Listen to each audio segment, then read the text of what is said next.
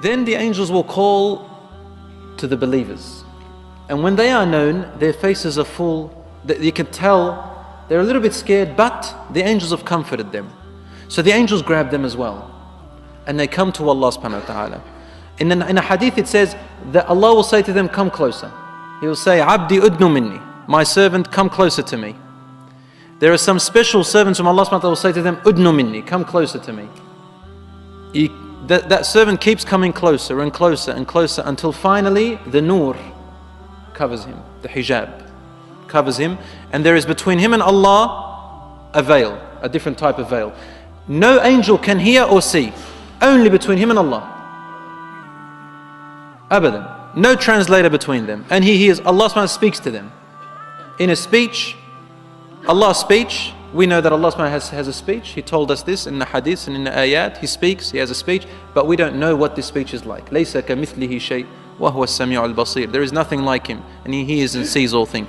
Just like he says he hears and sees, he speaks, but how does he see? How does he hear? Not like us. In a manner that befits him, he knows subhanahu wa ta'ala. We accept it as it is without any addition or deletion or interpretation. Khalas, just leave it as it is without any explanation to it. But Allah speaks and the people hear him and they know what Allah is saying. And maybe if we have time on the radar hadith for you a bit more about that if need be. And Allah says to him, Abdi, look at your records. And he sees sins. Allah says to him, didn't you know that you did this sin and I could see you? You did it in secret and I could see you. Didn't you know this day will come? Didn't you know that today I will question you? Didn't you know? And he will say, Rabbi, I did. And Allah subhanahu wa ta'ala will say to him, why did you do it? Finally the servant will say, oh my Lord, for you to throw me into hellfire is easier than to judge me and me standing before you with this sin.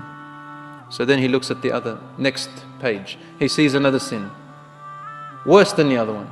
Same thing happens. Then he looks, there are worse sins, and sin keeps growing. And this poor believer is sitting there saying, my Lord, in the end he says, Khalas, I'm actually going to hellfire. My deeds haven't been accepted. I've done all these wrong deeds, and that's why my good deeds have been invalid.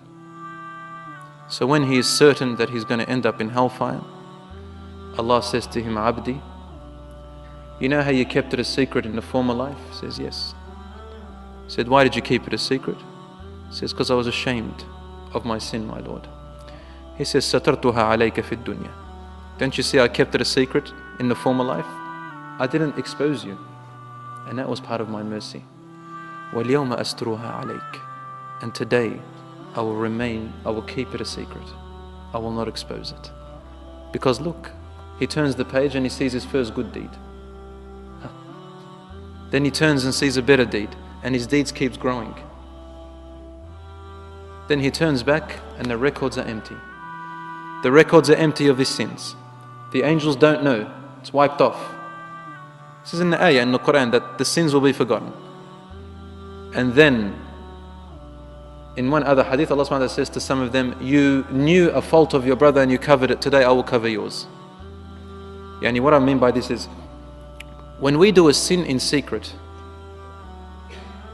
you should never expose it to other people, not because you should do it in secret.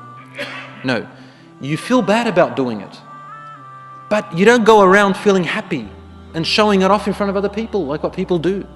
So yeah, I did this and I did that, but don't tell mum, don't tell dad, don't tell this, don't tell the sheikh, but I did this, and they boast about it. I got her number, I went out with her, I did this. Showing off the sins is worse. So Allah subhanahu wa ta'ala says, you were shy, you're ashamed of it. And every human being makes sins. He finds also in his book lots of istighfar. Rasul sallallahu alayhi wa sallam said, طُوبَى لِمَنْ وَجَدَ فِي صَحِيفَتِهِ اسْتِغْفَارًا كَثِيرًا. Glad tidings to the one who on the day of judgment will find in their records many moments where he repented to Allah, said astaghfirullah. Rasul sallallahu alayhi wa sallam said, astaghfirullah. Say astaghfirullah. فَإِنِّي لَأَسْتَغْفِرُ رَبِّي فِي الْيَوْمِ 70 مرة. I say astaghfirullah in the day more than 70 times. In another hadith he says more than 100 times. This is the Prophet ﷺ, who was given a gift that no one else had been given. What is it? That he had been forgiven all of his sins, past, present and future. Once Aisha radiallahu anha noticed Prophet ﷺ praying in the night, and his وَقَدْ تَفَطَّرَتْ قَدَمَهُ, she says, his feet had been showing signs of, they were seeping pus and they were cracked because of long standing in prayer.